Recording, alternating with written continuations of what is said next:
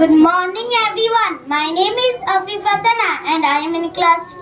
I am very excited to be on our annual day function. It is especially for all of us and I am happy to share this moment with you. First of all, I want to thank our parents. Dear parents, thank you for your love, care and support. You help every day with our studies and you always encourage us to do our best. We are so lucky to have you. Next, I want to thank our teachers. Our teachers are amazing. They teach us new things, help us when we have problems and make learning fun. Thank you teachers for everything you do for us. We appreciate your hard work and dedication. Lastly, I want to talk about my friends and classmates. I love my friends. We play together, learn together, help each other, and I am grateful to have such wonderful friends who make every day special. In conclusion, I want to say that this annual